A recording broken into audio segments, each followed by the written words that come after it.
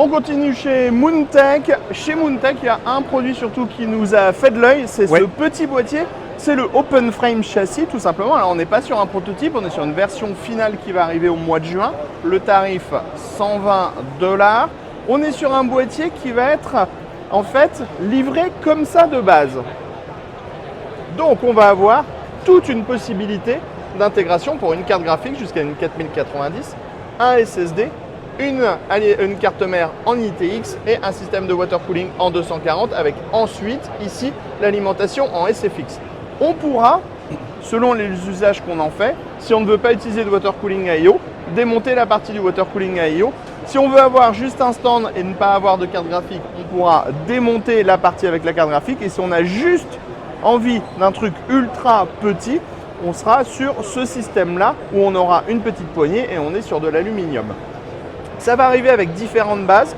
On aura des bases en ABS selon la couleur, des bases en acier, toujours selon la couleur, et on aura également une base en bois sur certains modèles. La voie bleue derrière. Hop, regardez, je vous montre ça. On a en fait une grande structure en aluminium. On peut démonter les morceaux dont on a besoin. Ici, la grosse structure aussi, c'est très beau parce que c'est fait à la CNC, hein, donc c'est vraiment hyper qualitatif. L'emplacement pour la carte graphique qui est compatible RTX 4090, et là vous l'avez vu, on est sur du bois.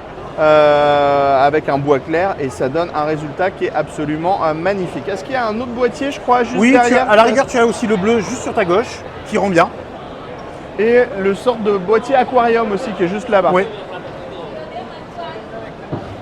Donc là, on est sur le Sky 03, on est sur ces idées de boîtier à 360 degrés où on voit tout l'intérieur du boîtier, comme on a chez d'autres marques.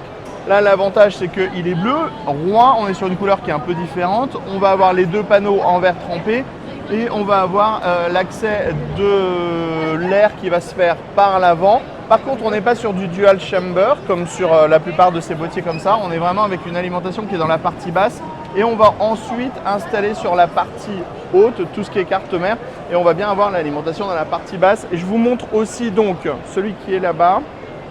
On va reculer, je fais la petite route. Hop, sorry, excuse me. On a donc ici le King 95. Donc le King 95, on est de nouveau vraiment sur l'idée du boîtier à dual chamber. Sorry, excuse me. On est sur l'idée du boîtier dual chamber, donc avec l'alimentation qui va être sur le côté droit.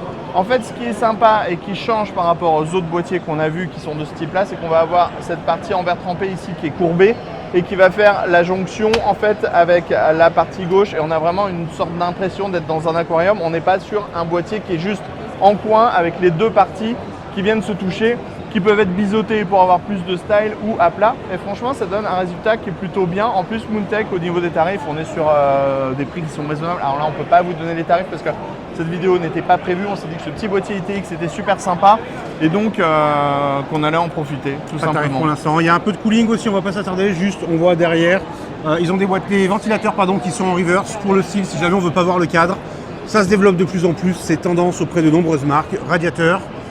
Quelques périphériques aussi, mais on ne va pas en parler, ça va rester sur la utensi, essentiellement les boîtiers. Voilà, du châssis open frame. Allez, sur ce, on vous dit à plus tard.